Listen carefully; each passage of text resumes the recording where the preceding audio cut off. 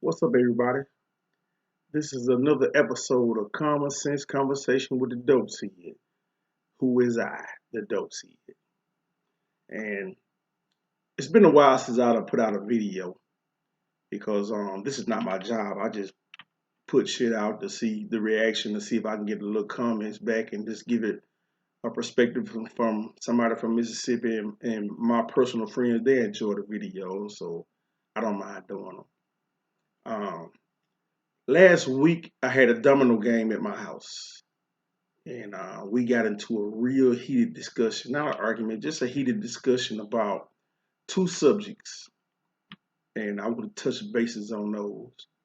I'm already on one, so if my speech is a little slurred, just forgive me. I'm gonna make the point, and hopefully you can understand me. I'm a country nigga, so you might not grab a couple of words or a couple of sayings that I'm saying, but I think you can figure it out if you're paying attention.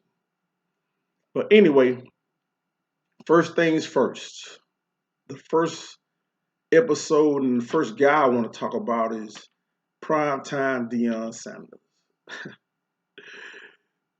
the biggest snake oil salesman ever, and I mean ever. But the only deal with him is his snake oil is real, like it's real poison. Because in my opinion, Deion is the greatest football player ever. You can't name anybody that affected an NFL game on all sides of the ball, defense, offense, and special teams. Like literally, you could win or lose the game on one of his plays or all three of them. Now, no one man can carry a football team because it is a team sport. But if it's one man that can affect winning and losing, from multiple positions from one guy, it's Dion. Dion was a real dude, and he carried a lot of hype. Matter of fact, Dion was the hype.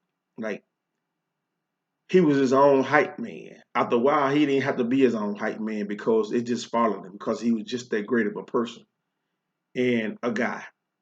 From what I've heard, he's a really good guy. So I'm not saying this with any malice in my heart. And by calling him the snake oil salesman is for a reason.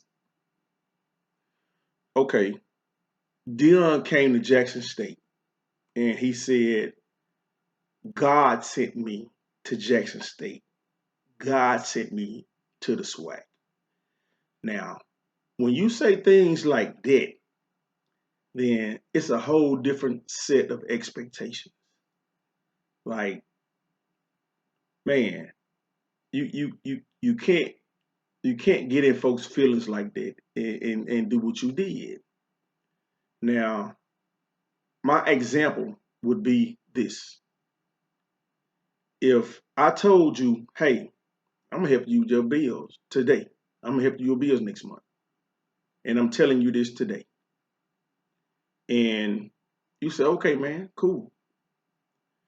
And you got $1,000 for bills. And I say, okay, bills come up, I hand you $100, maybe even $200. You want to say, hey, dope, thank you, man. Thank you. I really appreciate that. And you're gonna move on. But if I come to you and I tell you, hey man, God sent me to help you with your bills this month. God sent me.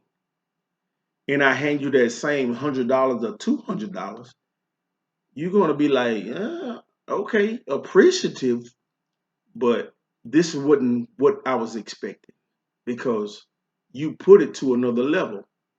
You had my expectations way up. If you tell me God sent you, that means you probably thinking I'm gonna help you at least half, if not 80 to 90%. So when I hand you a little $100 or a little $200, you're gonna be a little disappointed. And even now, okay, let's take God out of it. Let's just say, for instance, I had a little old chick, and I say, you know what? I'm gonna take you on a cruise, and I'm gonna buy you a cabin. I'm gonna buy you, yeah, I'm gonna buy you a cabin. You can stay with me. You can stay in the other room, but I got your cabin. Common sense gonna tell you, hey, this is nice. He taking me on a cruise. He told me I'm gonna buy his cabin. I mean, he gonna buy my cabin.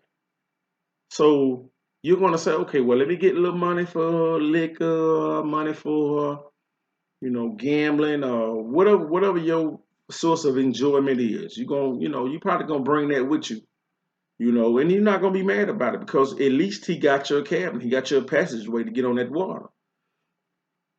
But if I tell you, hey, baby, I want you to go on a cruise and don't worry about nothing, I got you. I got you.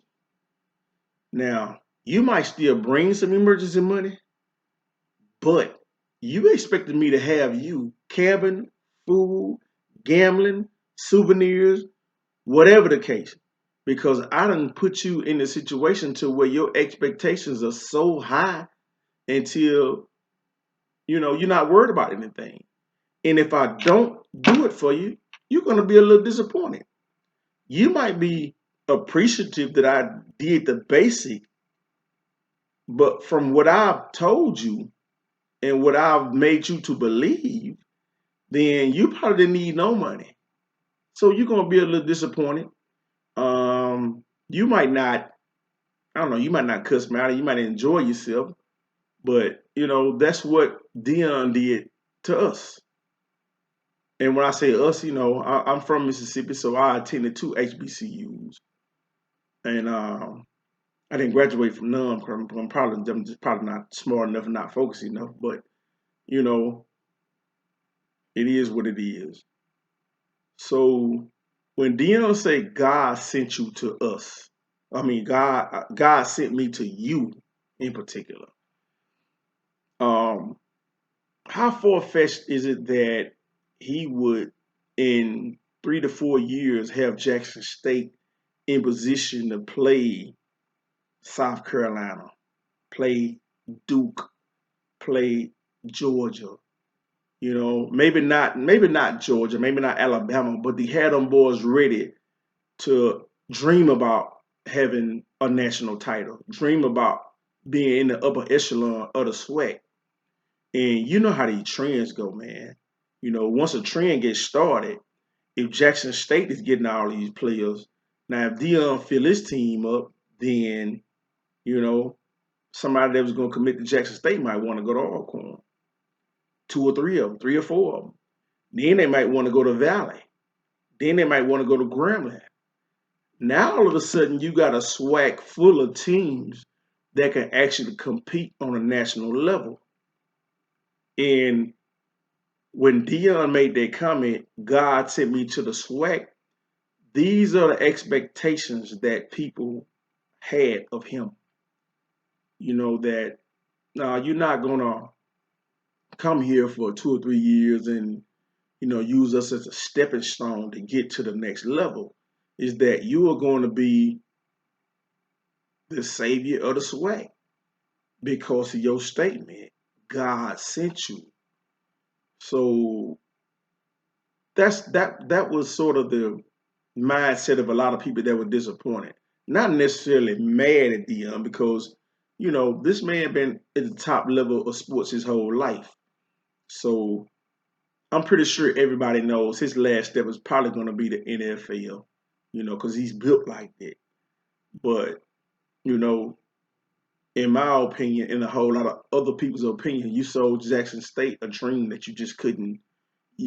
Not that you couldn't fulfill, that you was not planning on fulfilling, and that's the disappointing. That's the disappointing part of it. But everybody's appreciative to what he came and done or whatever, So you know, it is what it is. Okay, the next brother I wanted to discuss was